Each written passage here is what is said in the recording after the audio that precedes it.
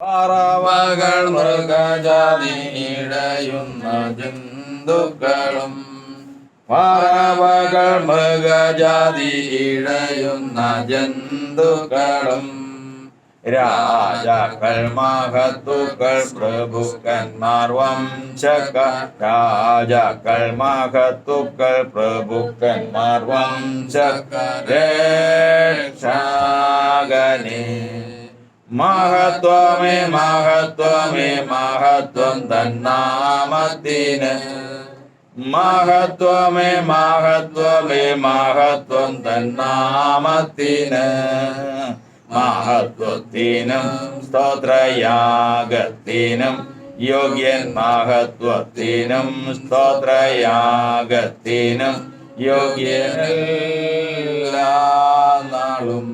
നമുക്കെല്ലാവർക്കും എഴുന്നേറ്റ് നിന്ന് 83-ാം സങ്കീർത്തനം വായിച്ച കർത്താവിന്റെ പാദപീഠത്തിലായിരിക്കാം. 83-ാമത്തെ സങ്കീർത്തനം.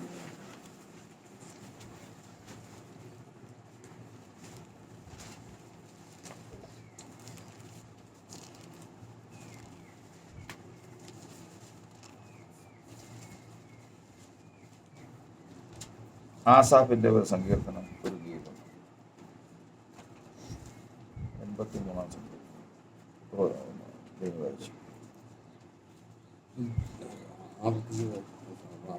ദൈവമേ മിണ്ടാതിരിക്കരുത്, ദൈവമേ മൗനമായും സ്വസ്ഥമായും ഇരിക്കരുതേ.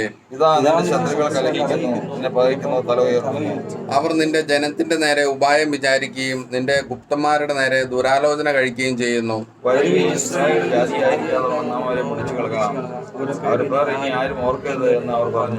അവർ ഇങ്ങനെ ഐക്യമത്യത്തോടെ ആലോചിച്ചു, നിനക്ക് വിരോധമായി സഖ്യത ചെയ്യുന്നു.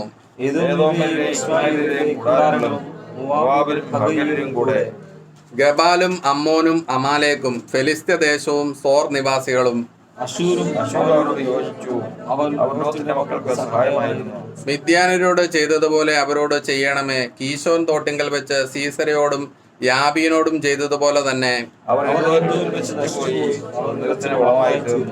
അവരുടെ കുലീനന്മാരെ ഓരേബ് സേബ് എന്നവരെ പോലെയും അവരുടെ സകല പ്രഭുക്കന്മാരെയും സേബ് സൽമുന്ന എന്നവരെ പോലെയും ആക്കണമേ. എന്റെ ദൈവമേ, അവരെ ചുഴലിക്കാറ്റത്തെ പൊടി പോലെയും കാറ്റത്ത് പാറുന്ന പതിർ പോലെയും ആക്കണമേ.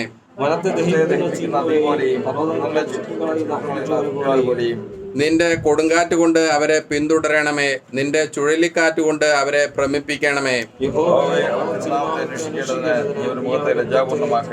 അവർ എന്നേക്കും ലജ്ജിച്ച് ഭ്രമിക്കുകയും നാണിച്ച് നശിച്ചു പോവുകയും ചെയ്യട്ടെ. അങ്ങനെ അവരെ പോകുന്ന നാമുള്ള നീ മാത്രം സർവ്വഭൂമിക്ക് മീതെ അത്യുന്നതനെന്ന് അറിയും. രാജാവേ, നല്ല സമയത്തിനായ സ്തോത്രം. ഞങ്ങൾ പ്രധാന നാമത്തിൽ ആരാധനയ്ക്കായി കൂടി വന്നിരിക്കുന്നുവല്ലോ. ഞങ്ങൾക്ക് വേണ്ട നന്മകൾ പ്രധാന പക്കലുണ്ട്. തക്ക സമയത്ത് പ്രവർത്തിക്കുന്ന കരം ഇന്ന് ഞങ്ങൾക്ക് വേണ്ടി ക്രിസ്തുവിന്റെ നാമത്തിലൂടെ തീരുമാനിക്കുന്നുണ്ട്. കർത്താവിനെ സ്തുതിക്കുന്നു.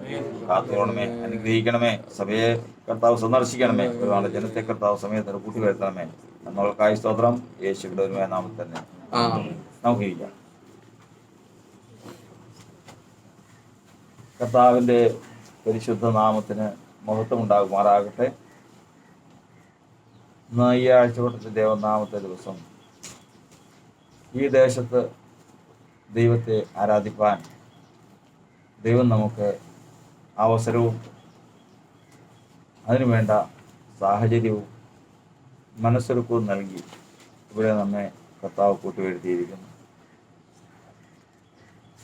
ഇതിനേക്കാൾ ശ്രേഷ്ഠമായിട്ടുള്ള സ്ഥലവും ഇതിനേക്കാൾ ശ്രേഷ്ഠമായിട്ടുള്ള പല സാഹചര്യങ്ങളും ആരാധനയ്ക്കായി നമുക്ക് കണ്ടെത്താൻ സാധിച്ചെന്നിരിക്കാം. എന്നാൽ ദൈവം നമുക്ക് നൽകിയത് ഏറ്റവും ശ്രേഷ്ഠമാണ്. നമുക്ക് നൽകിയ ദൈവത്തിൻ്റെ ദയയും കരുണയും അത് ഏറ്റവും വലുതാണെന്ന് നാം മനസ്സിലാക്കിക്കൊണ്ട് വിശുദ്ധന്മാർക്ക് ഒരിക്കലായി ഫലമേൽപ്പിക്കുന്ന അതിവിശുദ്ധ വിശ്വാസത്തിന് വേണ്ടി പോരാടുവാനായിട്ട് കർത്താവ് നമ്മെ വിളിച്ചിരിക്കുമ്പോൾ വ്യക്തമായ ലക്ഷ്യബോധത്തോടു കൂടി തന്നെ പ്രത്യാശയിൽ തന്നെ ഈ ഓട്ടം ഓടി അത് പ്രാപിച്ചെടുക്കുവാൻ കർത്താവ് ജനത്തെ കർത്താവ് സന്ദർശിക്കട്ടെ.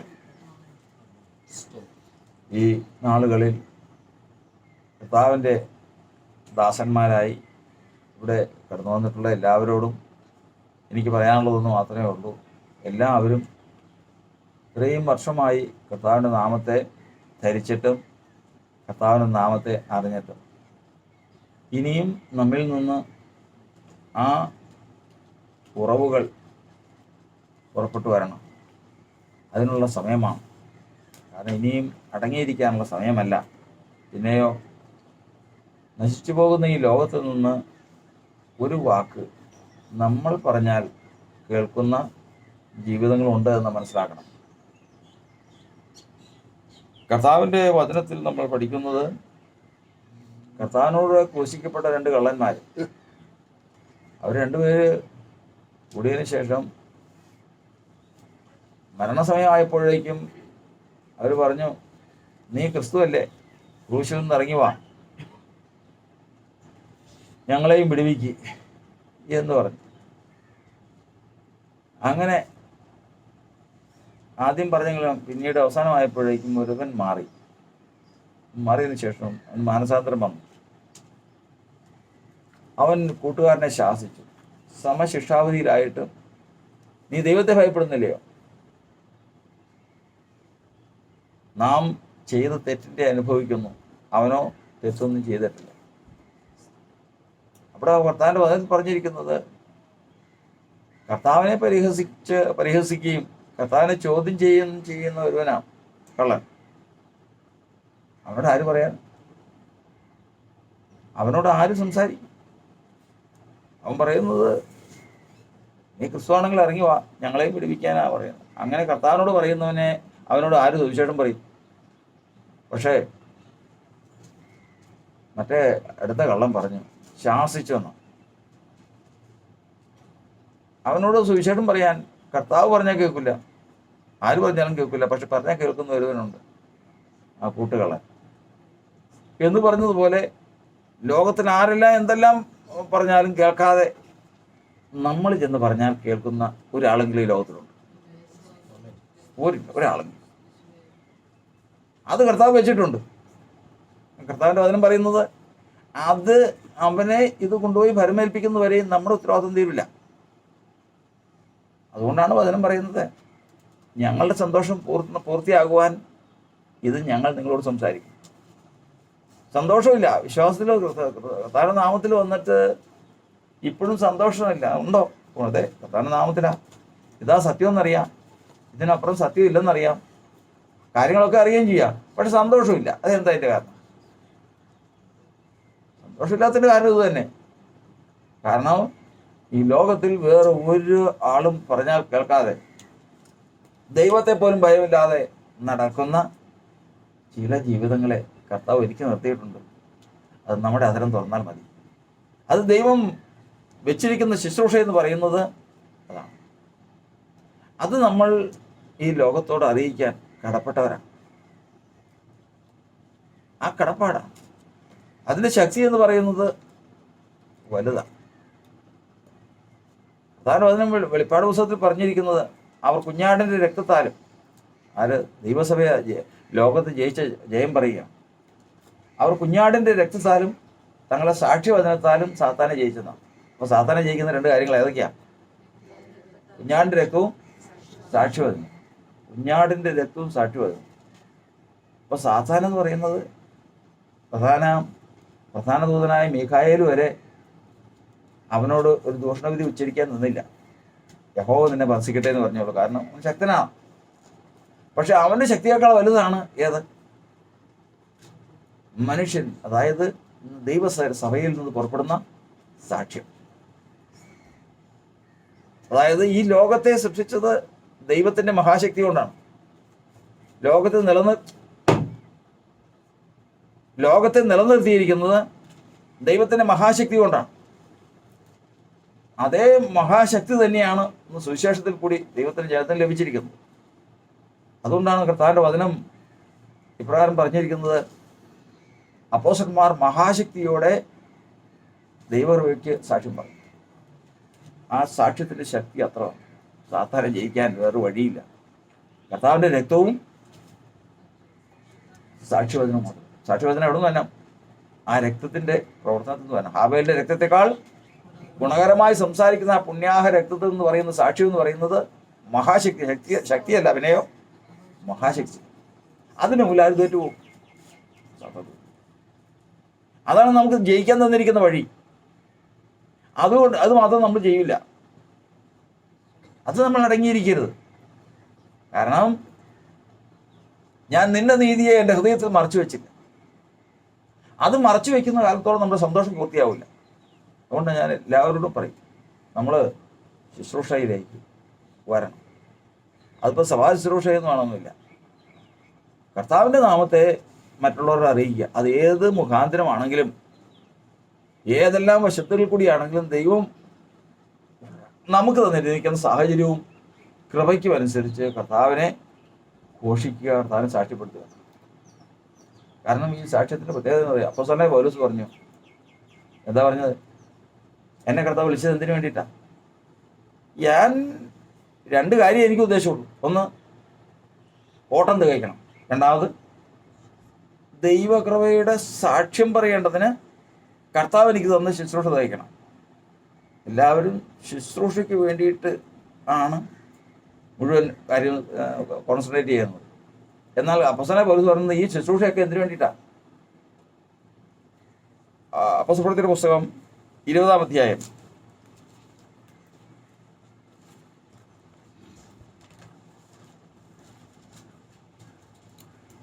24-ാം വാക്യം പ്രാരംഭം ഞാൻ വായിക്കാം. എങ്കിലും ഞാൻ എൻ്റെ പ്രാണനെ വിലയേറിയതായി എണ്ണുന്നില്ല. എൻ്റെ ഓട്ടവും ദൈവകൃപയുടെ സുവിശേഷത്തിന് സാക്ഷ്യം പറയേണ്ടതിന് കർത്താവ് യേശു തന്ന ശുശ്രൂഷയും തികയ്ക്കണമെന്നേ എനിക്കുള്ളൂ.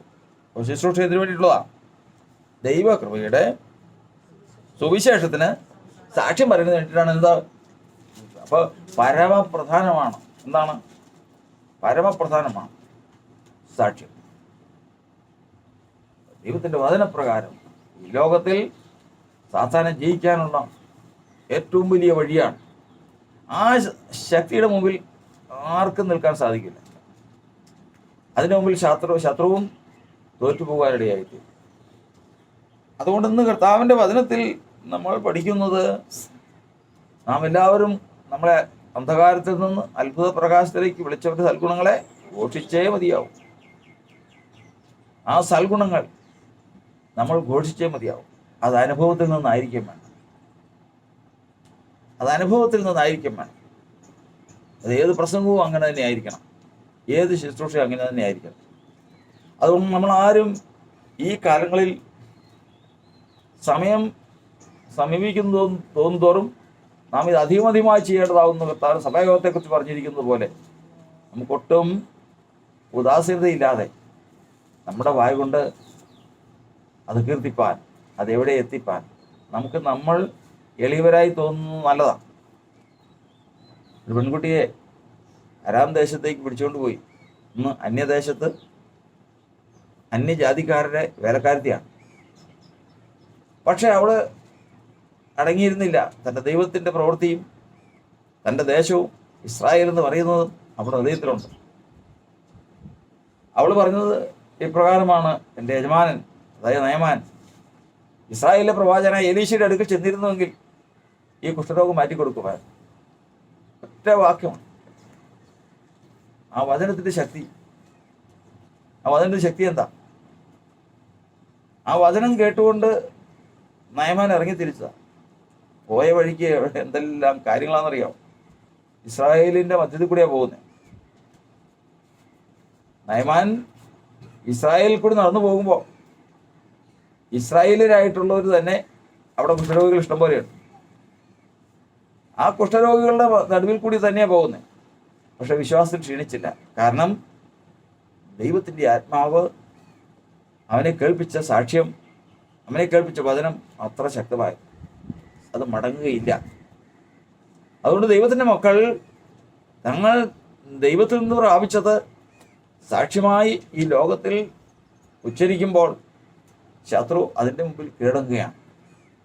ഈ കാലങ്ങളിൽ നമ്മൾ ആരും ഇത്രയും വർഷങ്ങളായിട്ടും നമ്മൾ കർത്താവിനെ ഘോഷിക്കുവാനും കർത്താവിനെ കീർത്തിക്കുവാനും സാധിക്കാതിരിക്കുന്നുവെങ്കിൽ അത് നമ്മുടെ പരാജയമാണെന്ന് മനസ്സിലാക്കിക്കൊണ്ട് കർത്താവിനെ കീർത്തിപ്പാൻ. ഇന്ന് മുതൽ കർത്താവിൻ്റെ ദാസൻ നെൽസൺ ബ്രദർ ശുശ്രൂഷയുടെ സഹായിയായിട്ട് പൊതുസഭയിൽ നിന്ന് നിയമിച്ചിരിക്കാവുന്നല്ലോ. തൻ്റെ ദാസനെ ദൈവം ഉയർത്തട്ടെ. എല്ലാവരും കൂടി ചേർന്ന് നിന്ന് ഒരുമിച്ച് ദേശത്ത് ഒരു വലിയ പ്രവൃത്തി ദൈവത്താൽ വെളിപ്പെടേണ്ടതിന് വേണ്ടി, ദാസനെ ദൈവത്തിൻ്റെ ആത്മാവ് ശക്തിപ്പെടുത്തേണ്ടതിന് വേണ്ടി നമുക്ക് പ്രാർത്ഥിക്കണം, ജാഗരിക്കണം. കർത്താവിന് സ്തോത്രം. ദൈവത്തിൻ്റെ വചനം ഇന്ന് 83-ാം സങ്കീർത്തനമാണ് നമ്മൾ വായിച്ചത്. 83-ാം സങ്കീർത്തനത്തിൻ്റെ ആരംഭ വചനം ഇപ്രകാരമാണ്: ദൈവമേ മിണ്ടാതെ ഇരിക്കരുതേ, ദൈവമേ മൗനമായും സ്വസ്ഥമായി ഇരിക്കരുത്. ദൈവത്തെ സംബന്ധിച്ച് 3 കാര്യങ്ങളാണ് എഴുതിയിരിക്കുന്നത്: മിണ്ടാതിരിക്കുക, മൗനമായിരിക്കുക, സ്വസ്ഥമായിരിക്കുക. ദൈവം എങ്ങനെയാണ് മിണ്ടുന്നത്? ദൈവം എങ്ങനെയാണ് മൗനമായിരിക്കുന്നത്? ദൈവം എങ്ങനെയാണ് സ്വസ്ഥമായിരിക്കുന്നത്?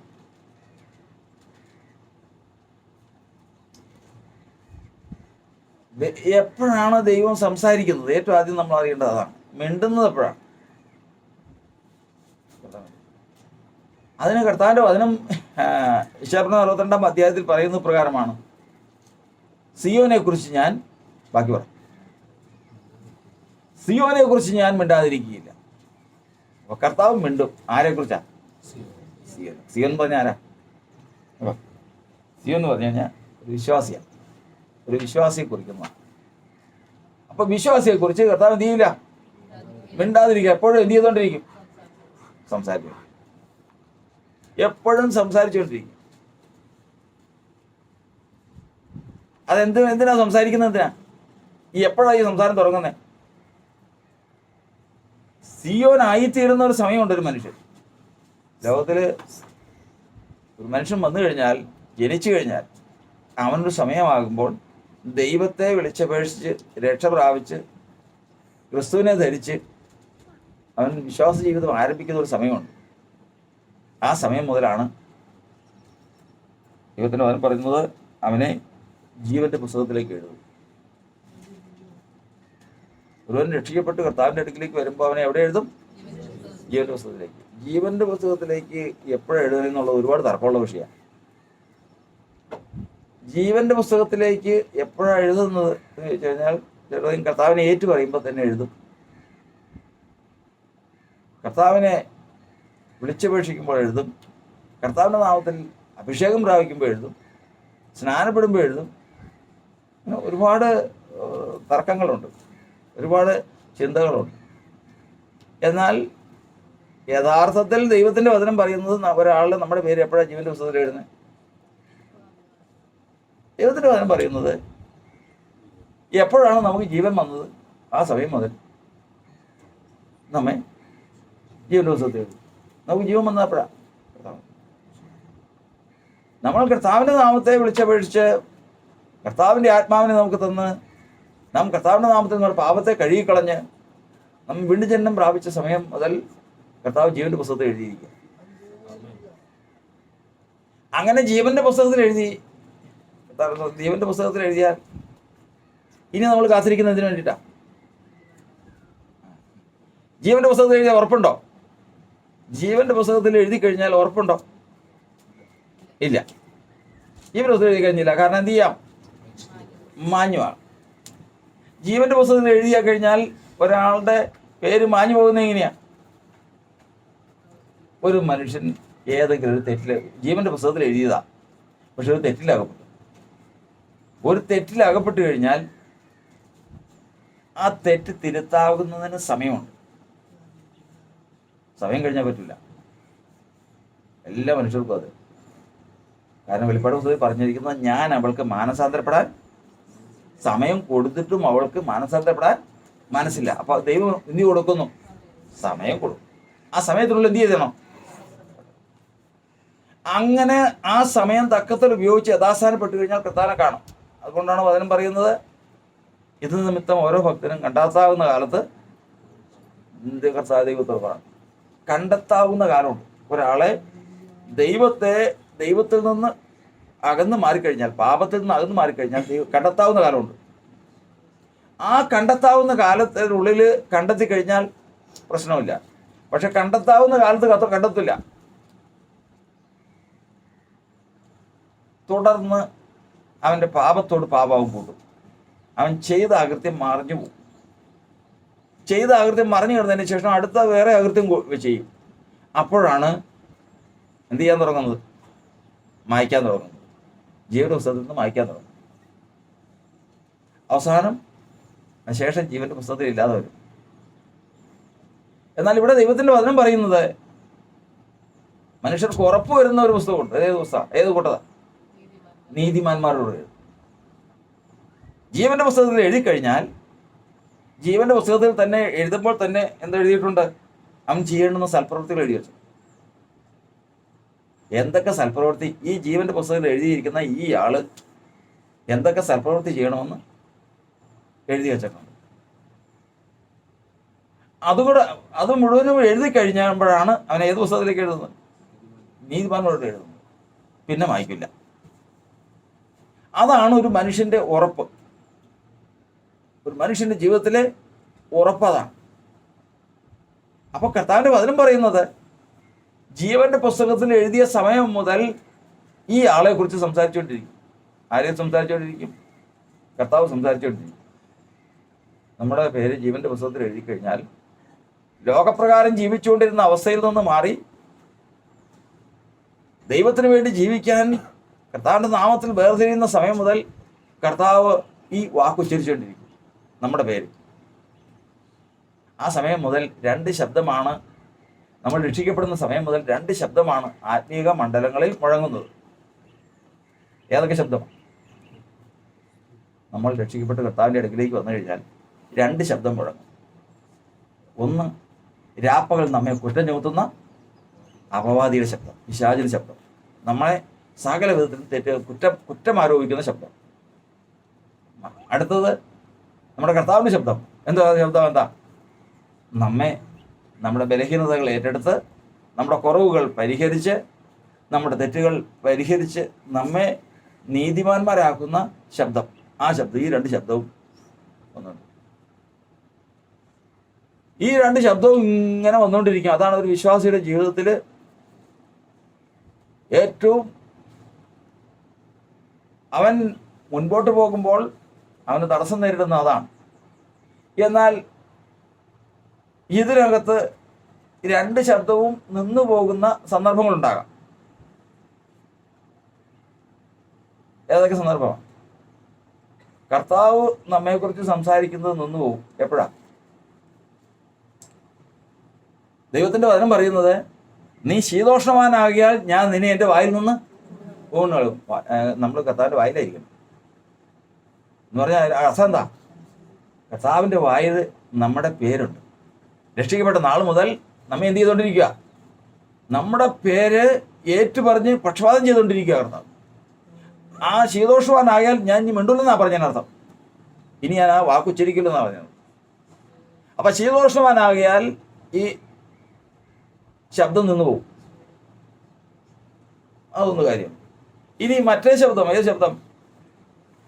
സാത്താൻ ശബ്ദിക്കുന്ന ശബ്ദം, അതായത് രാപ്പകൽ കുറ്റം ചുമത്തുന്ന അപവാദ്യ ശബ്ദം. അത് എപ്പോഴാണ് നിൽക്കുന്നത്? അതെപ്പോഴാണ് നിൽക്കുന്നത്? 6:16 വായിക്ക്. എബ്രായർ.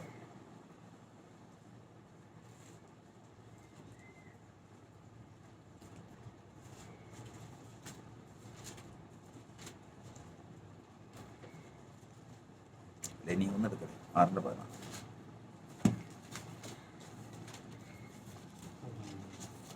തങ്ങളെക്കാൾ വലിയവനെ കൊണ്ടല്ലോ മനുഷ്യർ സത്യം ചെയ്യുന്നത്. തങ്ങളെക്കാൾ വലിയവനെ കൊണ്ടല്ലോ മനുഷ്യർ സത്യം ചെയ്യുന്നത്. ആണ് അവർ പുറപ്പിനായി സകലവാദത്തിന്റെയും തീർച്ചയാകുന്നു. സകലവാദത്തിന്റെയും തീർച്ചയാകുന്നു. ആണ്, അതായത് കർത്താവ് പറയും, ഞാൻ നിന്നെ അനുഗ്രഹിക്കും എന്ന് പറഞ്ഞാൽ കർത്താവിന്റെ വചനം പറയുന്നത് അതിന് ഉറപ്പുണ്ടോ? നിന്നെ ഞാൻ എന്നേക്കും എൻ്റെ മുമ്പാകെ നിന്നെ സംരക്ഷിക്കും, നിനക്ക് തലമുറയായിട്ട് നിന്നെ ഒരിക്കലും മാറിപ്പോകാതെ നിന്നെ അനുഗ്രഹിക്കുമെന്ന് പറഞ്ഞാൽ അതിന് ഉറപ്പുണ്ടോ? സർവശക്തനായ ദൈവമാണ് പറഞ്ഞത്, ഉറപ്പുണ്ടോ? ഇല്ല, ഉറപ്പില്ല. ഉറപ്പ് കിട്ടണമെങ്കിൽ എന്ത് വേണം? ആണയോടുകൂടി പറയാം, ഞാൻ നിന്നെ അനുഗ്രഹിക്കും, സത്യം എന്നാണ്, ഞാൻ നിന്നെ അനുഗ്രഹിക്കും എന്നൊരു വാക്ക് പറഞ്ഞു കഴിഞ്ഞാൽ അതിന് മാറ്റമില്ല. ഇത് പറയണമെങ്കിൽ ബുദ്ധിമുട്ടാ. ആ വാക്ക് കർത്താവിൻ്റെ വായ കൊണ്ട് പറഞ്ഞാൽ അപ്പോൾ സ്വിച്ച് ഓഫ് ചെയ്തുപോലെ ഒരു ശബ്ദം നിൽക്കും. ഏത് ശബ്ദം? ആണ സകല വാദത്തിൻ്റെയും തീർച്ചയാകുന്നു. പിന്നെ സാധാരണ ശബ്ദിക്കില്ല, ആത്മീയ മണ്ഡലങ്ങളിൽ ശബ്ദിക്കില്ല. ആത്മീയ മണ്ഡലങ്ങളിൽ ശ്രദ്ധിക്കാൻ, ഒരിക്കൽ ഒരു ഉപവാസ പ്രാർത്ഥനയ്ക്ക്, ദീർഘ പ്രാർത്ഥനയാണ്, അതിൻ്റെ ഏകദേശം 30 ദിവസം കഴിഞ്ഞ ഒരു ദിവസം ഞാനങ്ങനെ എങ്ങനെ ഇരിക്കുമ്പോൾ, പ്രാർത്ഥിച്ചുകൊണ്ടിരിക്കുമ്പോഴേക്കും ശത്രു എൻ്റെ നേരെ വിരൽ ചൂണ്ടിയതിന് ശേഷം പറയുകയാണ്, കർത്താവിനോട് പറയുകയാണ്, ഈ ഇത്രയും ദിവസമായി ഉപവാസ പ്രാർത്ഥന ഇരിക്കുന്നത്, ഈ ഹൃദയത്തിൽ എൻ്റെ അവകാശമുണ്ടെന്ന് ഞാൻ കാണിച്ചു തരാം. അവൻ പറഞ്ഞതിൻ്റെ അർത്ഥം അതാ, ഞാൻ 40 ദിവസം ഉപവാസ പ്രാർത്ഥന ഇരിക്കുന്നതിൻ്റെ ഒരു 38ാമത്തെ ദിവസം പറ്റിയാണ്, 38 ദിവസമായി. ആ സമയത്ത് ശത്രു ചൂണ്ടിക്കാണിച്ചിട്ട് പറയുക, ഇതിൻ്റെ അകത്ത് അവകാശമുള്ളത് ഞാൻ കാണിച്ചു തരാം. ഞാനിത് പെട്ടെന്ന് കർത്താവ് സെല്ലിൽ എഴുന്നേറ്റ് ചിന്തിച്ച് പറഞ്ഞപ്പോൾ സമയം ശരിയാ, പറഞ്ഞത് കാര്യം അങ്ങനെ തന്നെ എൻ്റെ ഉള്ളിലുണ്ട്. ഉടനെ ഞാൻ കർത്താവ് സെല്ലേറ്റ് പറഞ്ഞു, കർത്താവ് നിന്ന് വിടുതൽ തന്നു. അപ്പം ഇവിടെ നമ്മൾ ചിന്തിക്കുന്നത് ആത്മീയ മണ്ഡലങ്ങളിൽ നമ്മൾ ഇത്രയും പേരുണ്ട്, ആത്മീയ മണ്ഡലങ്ങളിൽ ഈ എതിര് ശബ്ദം ഇല്ലാത്തത് എത്ര പേരുണ്ട്? എത്ര പേര്? ദൈവസഭയിൽ അങ്ങനെ ഒരാളുണ്ടെങ്കിൽ അത് നിമിത്തം ആ സഭ നിലനിൽക്കും. കാരണം അവരെ കുറ്റം ചുമത്തുന്ന അപവാദിയുടെ ശബ്ദം തീർന്നുപോയി. ഇനി മിണ്ടാൻ പറ്റില്ല, ഇനി അപവാദിക്ക് മിണ്ടാൻ പറ്റില്ല. കാരണം എന്താ? ഇനി ശത്രുവിന് മിണ്ടാൻ പറ്റാത്തതിൻ്റെ കാരണം എന്താ? കർത്താവ് എന്ത് പറഞ്ഞു? ആണയിട്ടൊരു വാക്ക് പറഞ്ഞു. അവൻ നീതിമാനാണെന്ന് എങ്ങനെ പറഞ്ഞു? ആണയിട്ട് പറഞ്ഞു. ഇനി ആർക്കും ഉണ്ടാൻ പാടില്ല, ശബ്ദിക്കാൻ പാടില്ല. ഇനി അനുഗ്രഹത്തിൻ്റെ ദിവസമാണ്. അതുകൊണ്ടാണ് വചനം പറയുന്നത്, നിങ്ങളുടെ നന്മയ്ക്ക് ദൂഷണം വരുത്തരുത്. ലോകത്തിൽ ഏത് മനുഷ്യൻ്റെ, ഏത് സമ്പന്നന്മാരുടെ ചരിത്രം പരിശോധിച്ച് നോക്കിക്കഴിഞ്ഞാൽ ഒട്ടുമിക്കതും, ഞാൻ എല്ലാം എന്ന് പറഞ്ഞു കഴിഞ്ഞാൽ അത് ശരിയല്ലല്ലോ, ഒട്ടുമിക്കതും സമ്പന്നന്മാരുടെ ചരിത്രം പരിശോധിച്ച് കഴിഞ്ഞാൽ ഒരു കറുത്ത അടയാളം അവരുടെ ചരിത്രത്തിലുണ്ടാവും. അവനിത് എങ്ങനെയാണ് ഉണ്ടായെന്നറിയോ? അവന് ഈ സമ്പത്തൊക്കെ ഉണ്ടായത് എങ്ങനെയാണെന്നറിയോ? ഉണ്ടായതിൻ്റെ കാരണം ഇന്നതാണ് കാര്യം. ഒന്നുകിൽ കളവാണ്, അല്ലെങ്കിൽ കവർച്ചയാണ്, അല്ലെങ്കിൽ ദോഷമാണ്. ഇങ്ങനെ ഏതെങ്കിലും ഒരു കാര്യം ഈ എല്ലാവരെ കുറിച്ചും ഈ ലോകത്തിലുണ്ട്. എന്നാൽ കർത്താവിൻ്റെ വചനം തൻ്റെ ജനത്തെക്കുറിച്ച് പറയുകയാണ്, നിങ്ങളുടെ നന്മയ്ക്ക് എന്ത് വരുത്തരുത്? ദൂഷണം വരുത്തരുത്. കാരണം നിങ്ങളുടെ നന്മ അത് എത്ര ഉണ്ടെങ്കിലും, നിങ്ങൾക്ക് നന്മ എത്ര നൽകിയാലും, യോബിന് എത്ര മക്കൾ കൊടുത്തു? യോബിന് രണ്ടാമത് എത്ര മക്കൾ കൊടുത്തു? 10 മക്കൾ കൊടുത്തു. എത്ര കന്നുകാലികൾ കൊടുത്ത്? ആദ്യം ഉണ്ടായിരുന്നതിൻ്റെ ഇരട്ടി, എല്ലാം ഇരട്ടി. മക്കൾ മാത്രം 10, ബാക്കിയുള്ളതെല്ലാം ഇരട്ടി കൊടുത്തു. അത്രയും കൊടുക്കണ്ട, അത് എന്തിനാ ഇപ്പം അങ്ങ് കൊടുക്കണേ എന്നൊരു ശബ്ദം ആത്മീയ മണ്ഡലങ്ങളുണ്ടോ? ഇല്ല. കാരണം എന്താ? അവിടെ ഉറപ്പ് വന്നു കഴിഞ്ഞു. എന്താണ്? ശത്രുവിൻ്റെ ശബ്ദം നിന്നു പോകത്തക്കവണ്ണം ഉടയവൻ ആണയിട്ട് അവൻ്റെ അനുഗ്രഹത്തെക്കുറിച്ച് വാക്ക് പറഞ്ഞു. ഇനി ശത്രുവിന് സംസാരിപ്പാനില്ല, ഇനി ശത്രുവിന് അതിനെക്കുറിച്ച് സംസാരിപ്പാനില്ല. ഇങ്ങനെ ഒരു ദിവസത്തിന് വേണ്ടിയിട്ടാണ് ഈ ലോകത്തിൽ വെച്ച് തന്നെ ഞാൻ മരിക്കുന്നതിന് മുമ്പ്, ദൈവമേ, എൻ്റെ കാലം അറ്റ് പോകുന്നതിന് മുമ്പേ തന്നെ എനിക്കെതിരെയുള്ള ആത്മീയമണ്ഡലങ്ങളുള്ള ശബ്ദം ഒന്ന് തീർന്ന് എൻ്റെ കർത്താവിൻ്റെ വായിൽ നിന്ന് ഉറപ്പോടുകൂടി ഒരു വാക്ക് കേട്ട്, കാരണം അതോടുകൂടി പിന്നെ ഇല്ല. അതിനുള്ള 3 ഘട്ടങ്ങളാണ് കർത്താവിൻ്റെ വചനം നമ്മെ 2 തെസ്സലോനിക്കർ ലേഖനം 1:12 വായിക്കി വയ്ക്കുന്നത്. 2 തെസ്സലോനിക്കർ ലേഖനം 1:12. തന്റെ വിളിക്ക് യോഗ്യരായി എന്നെ 12 എൻ്റെ തന്നെ ദൈവം തന്നെ തന്റെ വിളിക്ക് യോഗ്യരായി എണ്ണി സൽഗുണത്തിലുള്ള സകല താല്പര്യവും വിശ്വാസത്തിന്റെ പ്രവൃത്തിയും ശക്തിയോടെ പൂർണ്ണമാക്കി തരണം. കർത്താവ് ഈ 3 കാര്യങ്ങളാണ് ആത്മീയ മണ്ഡലങ്ങളില് നമുക്കെതിരെ ഉയരുന്ന ശത്രുവിന്റെ ശബ്ദം ഇല്ലാതെയാകാൻ 3 ഘട്ടങ്ങളാണ് അവിടെ എഴുതി. ഒന്ന്, ഏറ്റവും ആദ്യം എന്താ? തന്റെ വിളിക്ക് യോഗ്യരായി എണ്ണണം. ഒരു കല്യാണത്തിന് ഒരു വിധവയുടെ മോള, ആ വിധവയായ സഹോദരി നിന്നുകൊണ്ട് വിലപിക്കുന്നത് ഞാൻ കണ്ടിട്ടുണ്ട്. കാരണം അവർ ആങ്ങളേനെ കല്യാണം വിളിച്ച് വന്നു. അദ്ദേഹം വിശ്വാസിയല്ല, ഒരു അവിശ്വാസിയാണ്. വന്നതിന് ശേഷം കലഹം ഉണ്ടാക്കുക. വിളിച്ചു പോയല്ലോ, വിളിക്കണ്ടായിരുന്നു എന്ന് പറഞ്ഞ് അവർ നിന്നുകൊണ്ട് വിലപിക്കുക. ഇതുപോലെയാണ് കർത്താവിന്റെ വചനം ഇന്ന് അനേകരുടെ ജീവിതത്തെക്കുറിച്ച്. വിളിച്ചു പോയല്ലോ, ഇതിൻ്റെ അകത്ത് വന്നു പോയല്ലോ എന്ന് ചിന്തിക്കത്തക്ക രീതിയിലാണ് അവരുടെ ജീവിതം. അതുകൊണ്ട് ഏറ്റവും ആദ്യമേ തന്നെ അവരെ യോഗ്യതയിലേക്ക് തെളിയിക്കുന്നത് ഏതാണ്? വിളിക്ക് യോഗ്യരായാണ്. വിളിക്ക് യോഗ്യത. ഇവനെ വിളിച്ചെങ്കിൽ കർത്താവ് എന്തിനു വേണ്ടി വിളിച്ചുവോ ആ ഉദ്ദേശത്തിൽ തന്നെ നിൽക്കുന്ന ഒരുവനാണെന്ന് കർത്താവിന് ബോധ്യം വരുക. വിളിക്ക് യോഗ്യരായി എണ്ണണം. രണ്ടാമത് സൽഗുണത്തിലുള്ള സകല താല്പര്യവും. അതായത് കർത്താവായ യേശു നമുക്ക് വേണ്ടി ക്രൂശിൽ യാഗമായി തീർന്നു എന്ന് പറയുമ്പോൾ അതുകൊണ്ട് സാധിച്ച ഒരു കാര്യമാണ് സൽഗുണത്തിലുള്ള താല്പര്യം. കർത്താവിൻ്റെ രക്തമാണ് സൽഗുണത്തിലുള്ള താല്പര്യം നമുക്കുണ്ടാക്കുന്നത്. മൂന്നാമത്തതാണ് വിശ്വാസത്തിൻ്റെ പ്രവൃത്തി. വിശ്വാസത്തിൻ്റെ പ്രവൃത്തി എന്ന് പറയുന്നത്, ഇന്ന് രാവിലെ സഹോദരി ഇവിടെ ചോദിച്ചു, അബ്രഹാം സ്വർഗത്തിൽ ഇരുന്നുകൊണ്ട് നമ്മെ കണ്ടു എന്ന് പറഞ്ഞു. അതെങ്ങനെയാണ് അത് കണ്ടത്? അതെങ്ങനെയാണ് കാണാൻ കഴിയുന്നത്? എന്തുകൊണ്ടാണ് ജാതികൾക്ക് കാണാൻ കഴിയാത്തത് എന്നൊന്നൊരു സംശയം ഇവിടെ വന്നപ്പോൾ ചോദിക്കാൻ ഇടയായിരുന്നു. അതെങ്ങനെയാണ് എൻ്റെ വചനപ്രകാരം കണ്ടത്? സാധാരണ മനുഷ്യൻ കാണുന്നത് കണ്ണുകൊണ്ടാണ്. അബ്രഹാം കണ്ടത് എങ്ങനെയാണ്? അബ്രഹാമിൻ്റെ കണ്ണുകൊണ്ട് തന്നെ കണ്ടു. അപ്പം കണ്ടു. കാരണം കർത്താവായ യേശു ഇപ്രകാരം പറഞ്ഞു, നിങ്ങളുടെ പിതാവായ അബ്രഹാം എൻ്റെ ദിവസം കാണും എന്നുള്ളത് കൊണ്ട് സന്തോഷിച്ചിരുന്നു. എന്നാൽ ഇന്ന് അവൻ കണ്ട് ആനന്ദിച്ചിരിക്കും, ഉല്ലസിച്ചിരിക്കും. യോഹന്നാന്റെ സുവിശേഷം 8-ാം അധ്യായം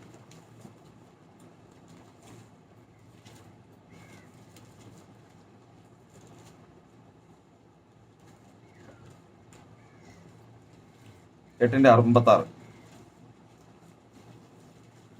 യേശു ഈ ലോകത്തിലായിരിക്കുമ്പോൾ പറഞ്ഞ വാക്കാണത്. എന്താണ്? നിങ്ങളുടെ പിതാവായ അബ്രഹാം എന്റെ ദിവസം കാണും എന്നുള്ളത് കൊണ്ട് ഉല്ലസിച്ചു. അവൻ കണ്ടു സന്തോഷിച്ചു. അവൻ കണ്ടു എന്ത് ചെയ്തു? കണ്ടു. അവൻ ഉല്ലസിച്ചു തന്ന അബ്രഹാമിന്റെ കാലഘട്ടം ഏതാ? ക്രിസ്തു ജനിക്കുന്നതിന് ഏകദേശം 2000-ൽ പരം വർഷങ്ങൾക്ക് മുമ്പാണ് അബ്രഹാമിന്റെ കാലഘട്ടം. അപ്പൊ BC 2000-ലാണ് അവൻ എന്ത് ചെയ്തത്? ഉല്ലസിച്ചത്. അവൻ കണ്ട് സന്തോഷിച്ചത് എപ്പോഴാണ്? AD 33. അപ്പൊ എത്ര വർഷം മാറ്റമുണ്ട്? ആ 2 വാക്ക് ഓർത്തോളണം. ഏതൊക്കെയാ? ഉല്ലാസവും സന്തോഷവും. ഉല്ലസിച്ചത് എപ്പോഴാ? ക്രിസ്തുവിന് മുമ്പ് 2000 വർഷങ്ങൾക്ക് മുമ്പ്. സന്തോഷിച്ചപ്പോഴാ? അപ്പൊ അബ്രഹാമിന്റെ ശരീരം എവിടെയാ? മണ്ണിൽ. അപ്പൊ അബ്രഹാമിന്റെ ഏത് ഭാഗം ഇവിടെ ഉള്ളത്? ആത്മാവ് എവിടെയുണ്ട്? അന്നേരം അബ്രഹാം എവിടെയാ?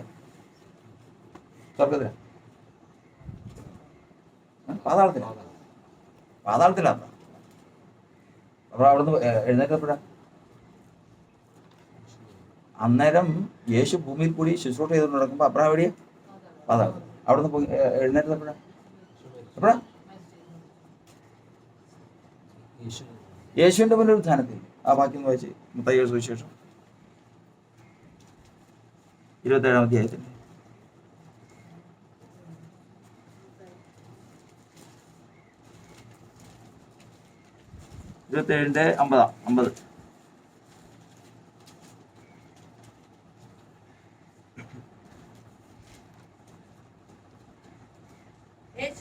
ഉറക്കെ നിലവിളിച്ചു പ്രാണനെ വിട്ടു. യേശു പിന്നെയും ഉറക്കെ നിലവിളിച്ച് പ്രാണനെ വിട്ടു. അപ്പോൾ മന്ദിരത്തിലെ തിരശ്ശീല മേൽതൊട്ട് അടിയോളം രണ്ടായി ചിന്തിപ്പോയി. ആ ഭൂമി കുലുങ്ങി, പാറകൾ പിളർന്നു, കല്ലുകൾ തുറന്നു. ഉത്തര പ്രാപിച്ച വിശുദ്ധന്മാരുടെ ശരീരങ്ങൾ പലതും ഉയർത്തെഴുന്നേറ്റ് അവന്റെ പുനരുത്ഥാനത്തിന് ശേഷം കല്ലറകളെ വിട്ടു. മക്പേല ഗുഹയിൽ നിന്ന് ഇന്നിപ്പോ മക്പേല ഗുഹ എന്ന് പറയുന്നത് എവിടെയുണ്ട്? പാലസ്തീനിലുണ്ട്. ഇന്ന് ചെന്ന് കഴിഞ്ഞാൽ അബ്രഹാമിന്റെ ശരീരം കിട്ടുമോ? ഇല്ല. എന്ത് പോയി? എഴുന്നേറ്റ് പോയി. എപ്പോ എഴുന്നേറ്റ് പോയി? യേശുക്രിസ്തു പോയി. ഈ ശരീരം അവിടെ കിടക്കുമ്പോഴാണ് അബ്രഹാമിന്റെ ആത്മാവ് എവിടെയായിരുന്നു? പാതാളം. യേശു ഭൂമിയിലായിരുന്നപ്പോ ഈ ആത്മാവ് എന്ത് ചെയ്തു? കണ്ടു. അപ്പൊ ആത്മാവിന് കാണാൻ സാധിച്ചത് എങ്ങനെ? അബ്രഹാമിന് ഈ പാതാളത്തിൽ നിന്നോട്ട് ഇത്രയും അകലെന്ന് കാണാൻ സാധിച്ചു. ഇന്ന് അബ്രഹാം എവിടെ ഇരിക്കുന്നു? ഉയർത്തെഴുന്നേറ്റ ശേഷം എങ്ങോട്ട് പോയി? സ്വർഗത്തിലേക്ക് പോയി. ഇന്ന് എവിടെ ഇരുന്നോട്ട് കാണുന്നു? സ്വർഗത്തിൽ ഇരുന്നോട്ട്. ഇപ്പൊ നമ്മളിപ്പോ ആരാധന നടക്കുന്നു. ആർക്ക് കാണാം? അബ്രഹാമിനും കാണാം, വിശുദ്ധന്മാർക്കും കാണാം. കാണാവോ? വചനമുണ്ടോ? കണ്ടോണ്ടിരിക്കുക. ഇന്ന് നമ്മളിവിടെ ഇരിക്കുന്നത് കണ്ടോണ്ടിരിക്കുക. അബ്രഹാം ഇരിക്കുന്നത്. അബ്രഹാം നമ്മുടെ ഓരോ ആരാധനയും കാര്യങ്ങളും വിശുദ്ധന്മാരുടെ കൂടി കണ്ടോണ്ടിരിക്കുക. എന്നാൽ കാണാൻ സാധിക്കാത്തത് ആർക്കാ? അവരുടെ അടയാളം തന്നെ. മുഖം ഇവിടുന്ന് പോകുമ്പോൾ എങ്ങനെ പോകും? മുഖം വിരൂപമായി പോകുന്നത്. അവരുടെ പ്രത്യേകത എന്താ? നമ്മുടെ അപ്പനാന്ന് പറഞ്ഞിട്ട് അല്ല, വലിയപ്പനാന്ന് പറഞ്ഞിട്ടും കാര്യമില്ല. അവൻ പോയപ്പോ മുഖം വിരൂപമായിട്ടാ പോയെങ്കിൽ അവൻ എന്ത് കാണില്ല? 14:19 വായിക്കും. 14:19 അയ്യോ.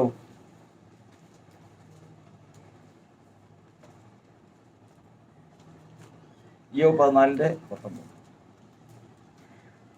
വെള്ളം കല്ലുകളെ 21 വായി. അവന്റെ പുത്രന്മാർക്ക് 20 നീ എപ്പോഴും അവനെ ആക്രമിച്ചിട്ട് അവൻ കടന്നു പോകുന്നു. നീ അവന്റെ മുഖം വിരൂപമാക്കി അവനെ അയച്ചു കളഞ്ഞു. പുറത്തേക്ക് ഇവിടുന്ന് പോകുമ്പോഴത്തേക്കും അവസാനം ഇവൻ നേരെയാവില്ല എന്ന് കണ്ടു കഴിഞ്ഞാൽ പിന്നെ എങ്ങനെ പോകും? മുഖം വിരൂപമാക്കി അയച്ചു കളയും. വിരൂപമാക്കി അയച്ചു കളഞ്ഞാൽ, വിരൂപമായിട്ട് മുഖം ആക്കി അയച്ചു കളഞ്ഞാൽ പിന്നെ അവന്റെ പ്രത്യേകതകൾ എന്തൊക്കെയാണ്? വിരൂപമായിട്ട് ഇവിടുന്ന് ശരീരം വിട്ട് പോകുന്ന ആത്മാക്കൾക്കുള്ള പ്രത്യേകത: 1, ശബ്ദിക്കാൻ കഴിയില്ല. 2, ലജ്ജ ഉണ്ടാകും. 3, കാണാൻ കഴിയില്ല. ഭൂമിയുള്ളതൊന്നും കാണാൻ കഴിയില്ല. പറഞ്ഞേ അതൊക്കെയാ. ശബ്ദിക്കാൻ കഴിയില്ല. ദുഷ്ടന്മാർ ലജ്ജിച്ച പാതാളത്തിൽ മൗനമായി. ലജ്ജയോടുകൂടി ഇരിക്കും. എന്ത് ചെയ്യാൻ പറ്റില്ല? കാണാൻ പറ്റില്ല. പോരക്ക് ദൈവത്തോട് മത്സരിച്ച് എങ്ങോട്ട് പോയി? പാതാളത്തിലേക്ക് പോയി. അവന്റെ മക്കള് ഭൂമിയിൽ എന്ത് ചെയ്തോണ്ടിരിക്കുക? ശുശ്രൂഷ നടന്നുകൊണ്ടിരിക്കുക. മക്കള് ദൈവത്തിന്റെ വചനം, ദൈവത്തിന്റെ വേല ചെയ്തുകൊണ്ടിരിക്കുക. പക്ഷെ ആർക്ക് കാണാൻ പാടില്ല? ആർക്ക് കാണാൻ പറ്റില്ല? അവർക്ക് കാണാൻ പറ്റില്ല. കാരണം എന്താ? അവൻ പോയത് എങ്ങനെയാ? മുഖം വിരൂപമാണ്. കർത്താവിന്റെ സ്തോത്രം. അപ്പോൾ ദൈവത്തിന്റെ വചനം നമ്മെ പഠിപ്പിക്കുന്നത്, ഇന്ന് കർത്താവിന്റെ വചനം നമ്മെ പഠിക്കുന്നത്, കർത്താവേ നീ മിണ്ടാതിരിക്കരുതേ. ആരെക്കുറിച്ച്? എന്നെക്കുറിച്ച്. കർത്താവിന്റെ സ്തോത്രം. കാരണം എനിക്കെതിരായി നിൽക്കുന്ന അവന്റെ ശബ്ദം എന്ന് പറയുന്നത് എപ്പോഴൊക്കെയാ? രാപ്പകൽ എന്നെ കുറ്റം ചുമത്തുകയാണ്. ആ ശബ്ദമൊന്നും നിൽക്കുവാൻ തക്കവണ്ണം നീ എന്നെക്കുറിച്ച് ഒരു വാക്ക് പറയണം. എന്ത് പറയണം? ആണയോടുകൂടി ഒരു വാക്ക് പറയണം. അതോടുകൂടി എൻ്റെ എതിരാളിയുടെ ശബ്ദം തീർന്നു. എന്നെ എങ്ങോട്ട് എഴുതും? നീതിമാന്മാരോട് എഴുതും. ഇതുവരെ എന്നെ എങ്ങനെ എഴുതിയിരിക്കുന്നു? ജീവപുസ്തകത്തിൽ എഴുതിയിരിക്കുന്നു. എങ്ങോട്ട് എഴുതുന്നു? നീതിമാന്മാരോട് എഴുതുന്നു. കർത്താവിന്റെ സ്തോത്രം. അതാണ് സങ്കീർത്തനക്കാരൻ പറയുന്നത്, യഹോവേ നീ എന്നെ ചെയ്യരുത്, മിണ്ടാതിരിക്കരുതേ, മൗനമായിരിക്കരുതേ, സ്വസ്ഥമായിരിക്കരുത്. സ്വസ്ഥത. ദൈവത്തിന് സ്വസ്ഥതയില്ലാതെ വരുന്നത് എങ്ങനെയാ? ദൈവത്തിന് സ്വസ്ഥതയില്ലാതെ വരുന്നത്. നമ്മൾ യെശയ്യാപ്രവചനം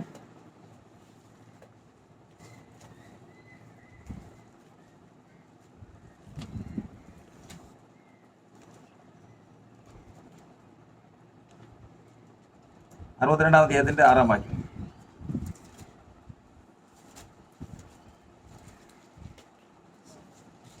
62 അധ്യായത്തിന്റെ 6 വാക്യം. യെരൂശലേമേ, ഞാൻ നിന്റെ മതിലുകളിന്മേൽ കാവൽക്കാരെ ആക്കിയിരിക്കുന്നു. യെരൂശലേമേ, യെരൂശലേം എന്ന് പറഞ്ഞാൽ ആരാ? എന്താ യെരൂശലേം? എത്രയുണ്ട്? യെരൂശലേം. യെരൂശലേം എന്ന് പറഞ്ഞ വാക്കിന്റെ അർത്ഥം എന്താ? ഈർ എന്ന് പറഞ്ഞാൽ പട്ടണം. ഈർ എന്ന് പറഞ്ഞാൽ പട്ടണം. ശാലേം എന്ന് പറഞ്ഞാൽ സമാധാനം എന്ന് പറഞ്ഞാൽ സമാധാനത്തിന്റെ, അതാണ് ഈ വാക്കിന്റെ അർത്ഥം. ഈർ ശാലേം. ആ യെരൂശലേം എന്ന് പറയുന്നത് സമാധാനത്തിന്റെ പട്ടണമാണ്. ഈ പട്ടണം എവിടെയാ ശരിക്കും? ഈ പട്ടണം സ്വർഗത്തിലാണ്. ഈ പട്ടണത്തിന് അതുപോലൊരു പട്ടണം, അതിനെ നിഴലായിട്ട് നമുക്ക് പാലസ്തീനിലൊരു പട്ടണം കാണാം, യെരൂശലേം കാണാം. അത് രണ്ടാമത്. മൂന്നാമത്തതാണ് ഒരു വിശ്വാസിയുടെ ഹൃദയം. ഒരു വിശ്വാസിയെ വിളിക്കുന്നതാണ് യെരൂശലേം. ഇപ്പോൾ തൽക്കാലം ആ 3 നമ്മൾ പഠിക്കുക. അപ്പം യെരൂശലേമിനോട് പറയുന്ന ഇപ്രകാരമാണ്: യെരൂശലേമേ, ഒരു വിശ്വാസിയെ സംബന്ധിച്ച് പറയുകയാണ്, നിന്റെ മേൽ ഞാൻ എന്താക്കിയിരിക്കുന്നു? കാവൽക്കാരെ ആക്കിയിരിക്കുന്നു. ഏത് വിശ്വാസത്തിലേക്ക് വന്നു കഴിഞ്ഞാലും എല്ലാവരും ഒരുപോലെയല്ല. എല്ലാവരും ഒരുപോലെയല്ല. ദൈവിക സംരക്ഷണത്തിലേക്ക് ആക്കി തീർക്കുകയാണ്. ഒരു ശുശ്രൂഷയിലേക്ക് കർത്താവ് ഒരു കൂട്ടത്തിലേക്ക് കൊണ്ടുവന്നതിന് ശേഷം അവരെ സംരക്ഷണത്തിലാക്കുക. അവരെ ആരെ നിയമിച്ചിരിക്കുന്നു? കാവൽക്കാരെ നിയമിച്ചിരിക്കുന്നു. ഈ കാവൽക്കാരുടെ പ്രത്യേകത എന്താ? കാവൽക്കാരെന്ന് പറഞ്ഞു കഴിഞ്ഞാൽ, ശത്രു വന്നു കഴിഞ്ഞാൽ എന്ത് ചെയ്യാൻ പാടില്ല? അകത്ത് പ്രവേശിക്കാൻ പാടില്ല. ഇവർക്ക് ദോഷം ചെയ്യാൻ പാടില്ല. ഇവർക്ക് എന്താണ്? കാവലാണ്. കാവലാണ്. അതാണ് ദൈവസഭയ്ക്ക് കർത്താവ് ആരാക്കി വയ്ക്കും? ഇതാക്കി വയ്ക്കും? കാവൽക്കാരൻ. അപ്പോൾ ആ ദൈവസഭയിലുള്ള ഒരാളെ കാണണമെങ്കിൽ ഏറ്റവും ആദ്യം ആരെ കാണണം? കാവൽക്കാരനെ കാണണം. ഇതാണ് സോദോം ഗോമോറ എന്ന് പറയുന്ന ആ പട്ടണത്തെ നശിപ്പിക്കാൻ പോവുക. നശിപ്പിക്കാനായിട്ട് കർത്താവിന് എളുപ്പം നേരെ അങ്ങ് എന്നാൽ മതി, യെരൂശലേമിലേക്ക്, സോദോം ഗോമോറയിലേക്ക് എന്നാൽ മതി. പക്ഷെ നേരെ അങ്ങോട്ടാ പോയി? യെരൂശലേം, അതായത് നമ്മുടെ സോദോം ഗോമോറയിലേക്ക് ചെന്ന് അതിനെ നശിപ്പിച്ച് കളഞ്ഞാൽ മതി. പക്ഷെ അങ്ങോട്ട് പോയില്ല. എങ്ങോട്ട് പോയി? അബ്രഹാമിൻ്റെ അടുത്തേക്കാണ് വന്നത്. കാരണം എന്താ അറിയാം? എന്താ? അബ്രഹാം തൻ്റെ സഹോദരനായ ലോത്ത്, തൻ്റെ ജ്യേഷ്ഠൻ്റെ മകനായ ലോത്ത് അവിടെ താമസിക്കുന്നത് കൊണ്ട് അബ്രഹാമിൻ്റെ ഹൃദയത്തിലുണ്ട്. അതിനെ എന്ത് ചെയ്തിരിക്കുക? അവര് ചെയ്തിരിക്കുക, കോട്ട കെട്ടിയിരിക്കുക. ഇനി അതിനെ തുടരണമെങ്കിൽ ആരോട് ചോദിക്കണം? അബ്രഹാമിനോട് ചോദിക്കണം. അത് സർവശക്തനായ ദൈവവും തൻ്റെ നീതി വിട്ടൊന്നും ചെയ്യില്ല. ആദ്യം വന്നത് എങ്ങോട്ടാ? എന്നിട്ട് അബ്രഹാമിനോട് പറഞ്ഞു, ഈ പട്ടണത്തിൻ്റെ പാപം എൻ്റെ അടുക്കിലെത്തി. ഞാനവിടെ നശിപ്പിച്ച് കളയാൻ പോവാ. ഞാൻ അതിനെ വന്നിരിക്കുന്നത്. അപ്പോൾ അബ്രഹാമിനോട് പറയുന്നത് അങ്ങ് നശിപ്പിച്ചാൽ പോരെ. സർവശക്തനായ ദൈവത്തിന് അബ്രഹാമിനോട് പറയേണ്ട കാര്യം എന്താ? നശിപ്പിച്ചാൽ പോരെ. അങ്ങനെയല്ല. ദൈവം എന്ത് ചെയ്തിരിക്കുന്നു? കാവൽക്കാരെ നിയമിച്ചിരിക്കുന്നു. ലോകത്തിൽ കാവൽക്കാരെ നിയമിച്ചിരിക്കുന്നു. അതുകൊണ്ടാണ് വചനം പറയുന്നത്, യഹോവ നിങ്ങൾക്ക് അത്യല്പമായൊരു ശേഷിപ്പിനെ കരുതിയിരുന്നില്ലെങ്കിൽ നിങ്ങൾ സോദോമെ പോലെ ആകുമായിരുന്നു, ഗോമോറയ്ക്ക് സാദൃശ്യമായിരുന്നു. ദൈവത്തിൻ്റെ സഭയാണ് ഒരു ദേശത്തിൻ്റെ കാവൽ. ഈ ദേശത്ത് എന്തെങ്കിലും സംഭവിക്കുമ്പോൾ ഈ ദേശത്തിന് വേണ്ടി അധ്വാനിക്കുന്നവരോട് കർത്താവ് പറഞ്ഞിട്ടില്ലാതെ ചെയ്യില്ല, ചെയ്യാൻ പാടില്ലെന്നാ. അത് കർത്താവ് അതിൻ്റെ നീതി നിവർത്തിക്കുകയും ചെയ്യും. ആ ദേശത്തേക്ക് ചെല്ലുന്നതിന് മുമ്പ് അതിനെ ഏൽപ്പിച്ചവൻ്റെ അടുക്കിലേക്ക്, കാവൽക്കാരൻ്റെ അടുക്കിലേക്ക്. ഇങ്ങനെ കാവൽക്കാരൻ എന്ന് ദൈവം ശുശ്രൂഷയ്ക്കായി വേർതിരിച്ചിട്ടുള്ള ജീവിതങ്ങളുണ്ട്. അതിപ്പോൾ സഹോദരന്മാർ മാത്രമല്ല, സഹോദരിമാർ എല്ലാവർക്കും ദൈവം ശുശ്രൂഷ കൊടുത്തിട്ടുള്ളവർ, അവർ ഹൃദയത്തിൽ വഹിച്ച് പ്രാർത്ഥിക്കുന്ന, അവർ ഹൃദയത്തിൽ ജാഗരിച്ച് പ്രാർത്ഥിക്കുന്ന ദേശമുണ്ട്, വ്യക്തികളുണ്ട്. അവർക്ക് എന്തെങ്കിലും പറഞ്ഞണമെങ്കിൽ അവരോട് കർത്താവ് പറഞ്ഞിട്ടേ ചെയ്യൂ. ഇവരെ സംബന്ധിച്ചാണ് കർത്താവ് പറയുന്നത്, ഇവർക്കൊരു പ്രത്യേകതയുണ്ട്. എന്താണെന്നറിയാമോ? അവർ രാവോ പകലോ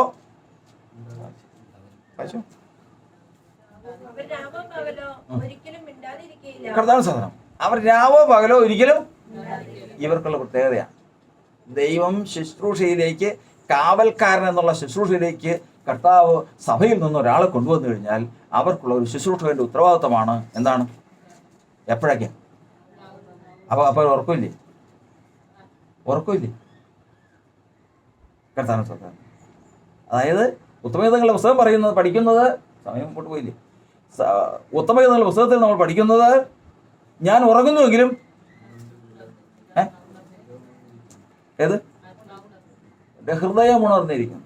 ഞാൻ ഉറങ്ങുന്നുവെങ്കിലും എൻ്റെ ഹൃദയം വിശ്വാസത്തിലേക്ക് വന്ന് കർത്താവ് ഉണർത്തിയാൽ, കർത്താവ് ആ ശുശ്രൂഷയിലേക്ക് നയിച്ചാൽ, കർത്താവ് ഉണർത്തി കഴിഞ്ഞാൽ അവൻ പിന്നെ എന്ത് ചെയ്യില്ല, എത്ര വർക്കായാലും എന്ത് ഉണർന്നിരിക്കും, ഹൃദയം ഉണർന്നിരിക്കും.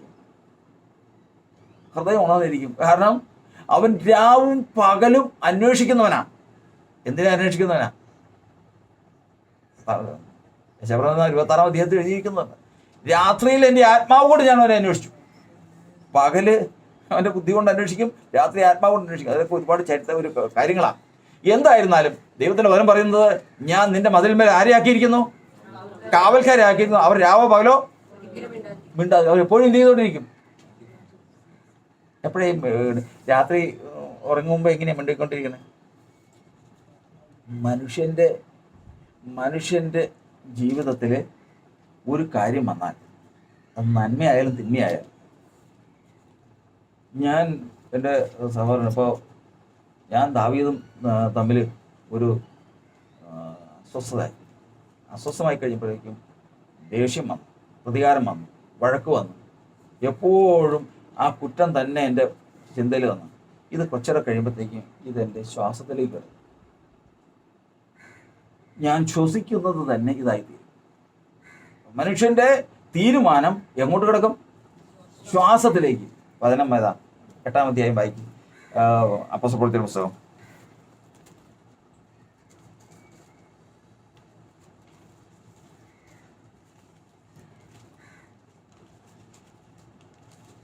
സോറി 9. അപ്പോസ്തലപ്രവൃത്തിയുടെ പുസ്തകം 9:1.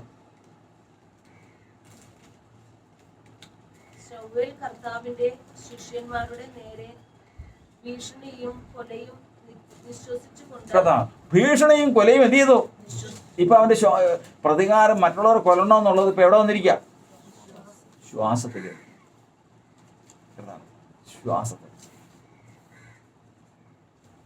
ഈ ശ്വാസത്തിന്റെ പ്രത്യേകത എന്താ അറിയോ? എന്നാൽ വിശ്വാസത്തിൽ വന്നു കഴിഞ്ഞാൽ നമ്മുടെ ശ്വാസത്തിൽ എന്തായിരിക്കണം? നമ്മുടെ ശ്വാസം, ഞാൻ വചനം പറയുമ്പോൾ നേരെ ഇത് ഇരുവായത്തിലുള്ള വാളാണ്, അത് തിരിച്ച് വരുന്നു. നമ്മൾ വിശ്വാസത്തിലേക്ക് വന്നു കഴിഞ്ഞാൽ നമ്മുടെ ശ്വാസം എങ്ങനെയാണ്?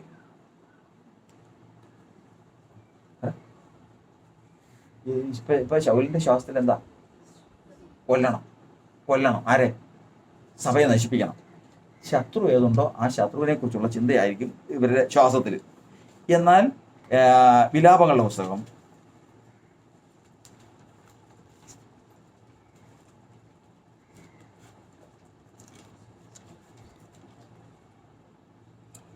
4:20.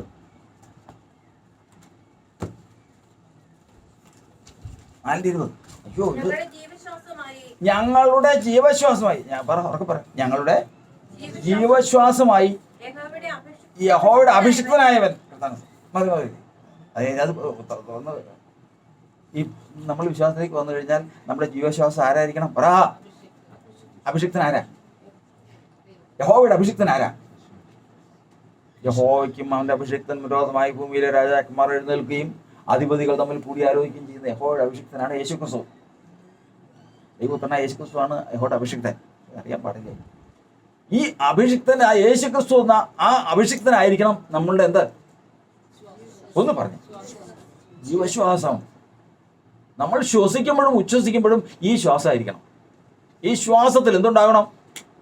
യേശു ഉണ്ടായിരിക്കണം. അങ്ങനെയുള്ള സ്ഥാനത്ത് നിന്ന് മാറിയതിന് ശേഷം ഈ ശ്വാസത്തിൽ അറിയാൻ കർത്താവാണ്. ശ്വാസം മനുഷ്യന്റെ മുഖഭാവം, പല കാര്യങ്ങളുണ്ട് ഇതിനകത്ത്. ഈ ശ്വാസത്തിൽ അറിയാം. വേറെ ആരും ചെയ്യണ്ട. ഈ ശ്വാസത്തിലേക്ക് വന്നു വിട്ടു കഴിഞ്ഞാൽ ഇവർക്ക് ഒരു പ്രത്യേകതയുണ്ട്. ഇവർ പിന്നെ എന്ത് ചെയ്തില്ല? രാവും പോലും എന്ന് പറഞ്ഞു ഉണ്ടാതിരിക്കില്ല. ഇവർ അത് ശരിക്കും ഉറങ്ങുമായിരിക്കും, പക്ഷെ ശ്വാസത്തിൽ എന്തുണ്ടാവും? യേശുവേ യേശുവേ സ്തോത്രം, യേശുവേ സ്തോത്രം എന്ന് എവിടെ ഉണ്ടാവും? ശ്വാസത്തിൽ. ഈ ശ്വാസത്തിലുള്ള ഒരു കാര്യം കൊണ്ട് നമുക്ക് പറയാം. നമ്മൾ ജീവിതത്തിൽ ശത്രു ചതിക്കാനായിട്ട് പല കാര്യങ്ങളും കൊണ്ടുവരും. നമ്മുടെ പല കാര്യങ്ങളും കൊണ്ടുവരും. പക്ഷേ കർത്താവ് വരുമ്പോൾ കർത്താവിന്റെ പ്രത്യക്ഷതയിൽ ഈ ശ്വാസത്തിൽ ഇതില്ലെങ്കിലോ? കൊലോസ്യർ 3:4 വായിച്ചു. കൊലോസ്യർ 3:4.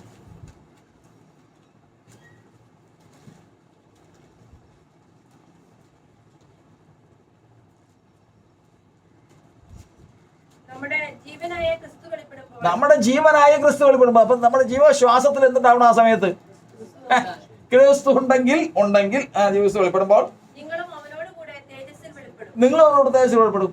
ഇല്ലാത്ത ഒരു ഈ ശ്വാസത്തില് യഹോവയുടെ അഭിഷിക്തനായ ക്രിസ്തുയേശു ശ്വാസത്തിൽ ഇല്ലാത്ത ഒരാളെയും ആ കർത്താവിന്റെ പ്രത്യക്ഷത്തിൽ എന്തായി തീരില്ല? തേജസ്സിൽ വെളിപ്പെടില്ല, തേജസ് ലഭിക്കില്ല. അതാണ് ഒരു മനുഷ്യനെ സംബന്ധിച്ചിടത്തോളം ഏറ്റവും വലുത്. എന്നോട് പലതും ഉണ്ടാകാം, ഞാൻ പലരോടും പല വഴക്കുകളും എന്നോട് അനേകം പേര് വേറുണ്ട്. പക്ഷെ ഞാൻ എൻ്റെ ശ്വാസത്തിൽ നിന്ന് കർത്താവ് മാറിപ്പോകും. ഞാൻ ആരോടെങ്കിലും ദേഷ്യം വെച്ചോണ്ടിരുന്ന, ഞാൻ ആരോടെങ്കിലും എന്തെങ്കിലും മനസ്സിൽ ചിന്തിച്ചുകൊണ്ടിരുന്നു കഴിഞ്ഞാൽ എൻ്റെ ശ്വാസത്തിൽ നിന്ന് മാറിപ്പോകും. എനിക്ക് ഏറ്റവും വലുത് അതാണ് കർത്താവ് അവൻ പറയുന്നത്. നീ എന്തെല്ലാം ആയിരുന്നാലും എൻ്റെ ശ്വാസത്തിൽ നിന്ന് നീ പോകരുത്. ആരാണ്? ഞങ്ങളുടെ, ആ വാക്യം ഓർത്തോളണം, ഞങ്ങളുടെ ജീവശ്വാസമായി യഹോവയുടെ അഭിഷിക്തനായവൻ. പിന്നെ അത് പറഞ്ഞു ബാക്കി വായിക്കാം. അപ്പൊ അവരുടെ കുഴികളിൽ അകപ്പെട്ടിരിക്കുന്നത്. കുഴിയിലകപ്പെട്ട് കഴിഞ്ഞാൽ എന്താ പറയുക? ശ്വാസത്തിൽ നിന്ന് അങ്ങ് പോകും. രാത്രി ഏത് സമയത്ത് സന്ദർശിക്കുമ്പോഴും അവന്റെ ശ്വാസത്തിൽ നിന്ന് ഈ ശബ്ദം ഇതങ്ങ് മാറിയതിനു ശേഷം വേറെ പലതും ആവും ഏത് സമയത്ത്. അതുകൊണ്ട് അതിനെ വിടാതെ മുറുകെ പിടിക്കുന്ന ജീവിതങ്ങളെയാണ് കർത്താവ് വരുമെന്ന് ആരെന്ന് പറയുന്നത്? കാവൽക്കാരായിട്ട് നിയമിക്കുന്നത്, ശുശ്രൂഷയ്ക്കായിട്ട് നിയമിക്കുന്നത്. അവർ എന്ത് ചെയ്യുന്നില്ല?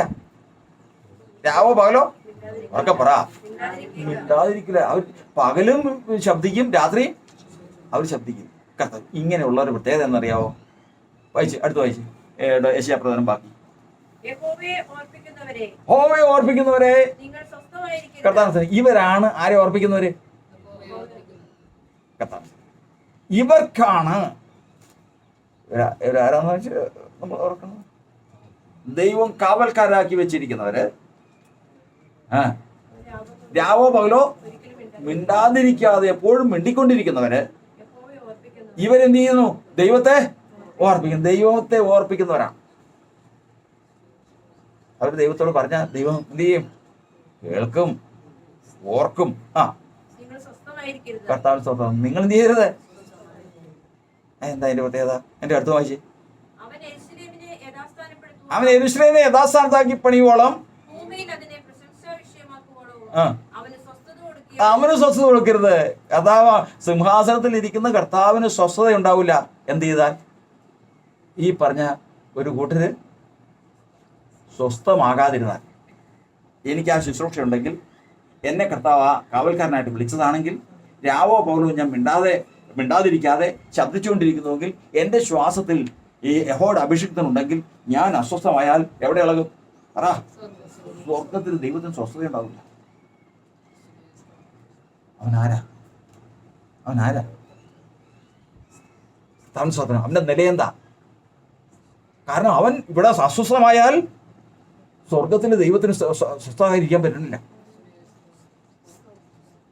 അതുകൊണ്ടാണ് നമ്മൾ ഉത്തമഗീതങ്ങൾ പുസ്തകത്തിൽ പറഞ്ഞിരിക്കുന്നത്, നിന്റെ നോട്ടം എങ്കിൽ നിന്ന് പിൻവലിക്കാം. ഒരു നോട്ടം കൊണ്ടും കഴുത്തല മാല കൊണ്ടും നീ എൻ്റെ ഹൃദയം അപഹരിച്ചിരിക്കുന്നു. ക്രിസ്തുവിൽ ഏകാഗ്രമായ ഒരു ഹൃദയം. അവൻ അസ്വസ്ഥമാകുമ്പോൾ സ്വർഗത്തിന് അടങ്ങിയിരിക്കാൻ സാധിക്കുന്നില്ല.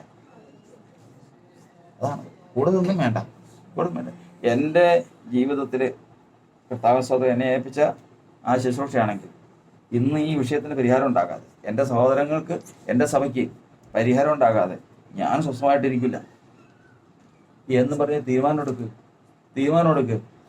ആ ശുശ്രൂഷ കാത്തു സൂക്ഷിക്കുന്നവനാണെങ്കിൽ, ശ്വാസത്തിൽ അഭിഷിക്തനുണ്ടെങ്കിൽ, രാവോ പകലോ അടങ്ങിയിരിക്കാതെ ശബ്ദിക്കുന്നുണ്ടെങ്കിൽ, അവൻ അസ്വസ്ഥമായാൽ സ്വർഗം അസ്വസ്ഥമായാൽ ദൂതന്മാർ മുഴുവനും ജാഗരൂകരാകും. എന്ത് ചെയ്യണം? അപ്പോഴാണ് കൽപ്പന പുറപ്പെടുന്നത്, യെരൂശലേമിനെ യഥാസ്ഥാനത്താക്കണം, അവന്റെ പ്രാർത്ഥന സാധിപ്പിച്ചു കൊടുക്കാൻ. കർത്താവ് ക്രിസ്തീയ ജീവിതം നമ്മൾ പലതും പറഞ്ഞു കേട്ടിട്ടുണ്ട്. അവിടെ അങ്ങനെ നടന്ന് വിശ്വാസത്താൽ അങ്ങനെ ചെയ്തു ഇങ്ങനെ ചെയ്തെന്നൊക്കെ. പുത്രത്വത്തിന്റെ മണ്ഡലം പഠിക്കണം. ആത്മീയ മണ്ഡലം എല്ലാവർക്കും അറിയാം. കണ്ണടച്ചെങ്കിൽ എന്നതിനു ശേഷം മരിച്ചവനെ കൈവച്ച് ഉയർപ്പിച്ച് എത്ര വൻ വീര്യപ്രവർത്തികൾ ചെയ്ത്. ആത്മീക മണ്ഡലേ അറിയാവുള്ളൂ യേശുനാമക്കാർക്കാ, മറ്റവർക്ക് അതറിയാൻ പാടില്ലോ.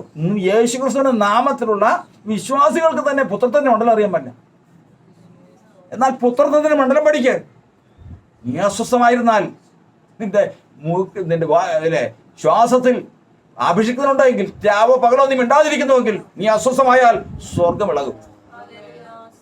അതാണ് യേശുനാമക്കാരന്റെ വില, യേശുനാമക്കാരന്റെ പവിത്രത, അവന്റെ കഴിവതാണ്.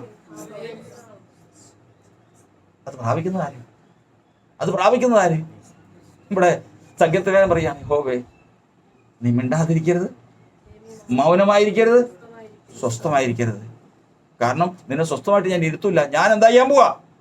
ഈ കാര്യം സാധിപ്പിക്കാൻ ഇസ്രായേലിന്റെ, അതായത് ദൈവസഭയുടെ ക്രമീകരണത്തിന് വേണ്ടി ഞാൻ അസ്വസ്ഥനാകുക. ശുശ്രൂഷ ഫലമേൽപ്പിച്ചിട്ടുള്ള ജീവിതങ്ങളെ ഏറ്റെടുത്തു കൊടുക്കാം അസ്വസ്ഥമായി. ഇന്ന് ദൈവസഭയ്ക്ക് ക്രമീകരണം വരുന്നവരെ ഞാൻ എന്റെ ഹൃദയത്തിന് സ്വസ്ഥത നൽകുന്നത് തീരുമാനമെടുക്കുക. വിടുതൽ കൈവശമുള്ളവനാണ് തന്റെ ദൂത് അയക്കുന്നത്.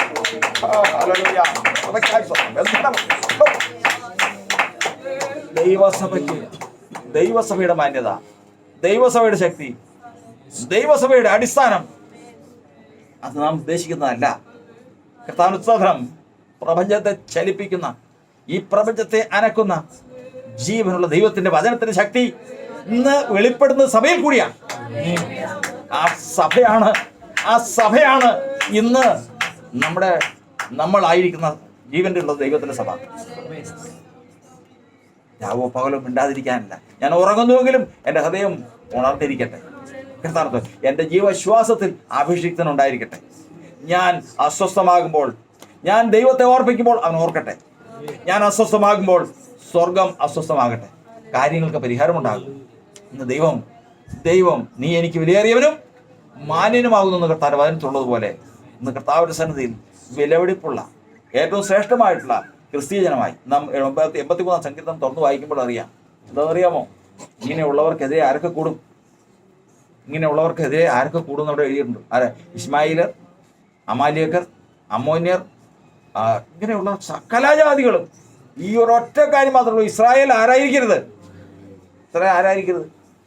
ഒരു ജാതി ആയിരിക്കരുത്.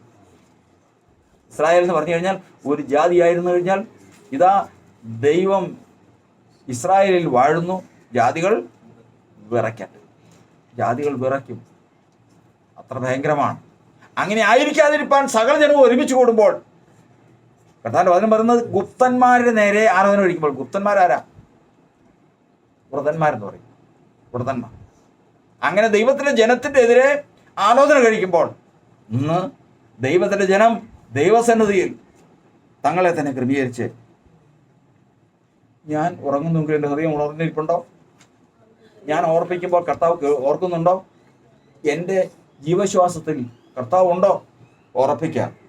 ഉറപ്പിച്ചതിന് ശേഷം മുട്ടുകളെ മുടക്കുക. കാര്യങ്ങൾ ദൈവത്തിന്റെ ആത്മാവ് നടത്തും. കർത്താവിന് സ്തോത്രം. നിന്റെ മുമ്പിൽ നിന്ന് മഹാപർവ്വതങ്ങൾ നീങ്ങിപ്പോകും. പൊതുവഴി തുറക്കുവാൻ കഴിവുള്ളവൻ, പ്രതിസന്ധികളെ നീക്കുവാൻ കഴിവുള്ളവൻ ഇന്ന് നമ്മോട് ദൂത് പറയുമ്പോൾ അവന്റെ മുമ്പാകെ താണിരുന്ന് അവങ്കിൽ നിന്ന് പ്രാപിപ്പാൻ ദൈവത്തിന്റെ ആത്മാവ് നമ്മെ സഹായിക്കുമാറാകട്ടെ. സിയോൻ സൈന്യമേ ഉണർന്നിടുവിൻ, ഒരു നീ ജയമെടുത്തു വിരുദു പ്രാപിപ്പാൻ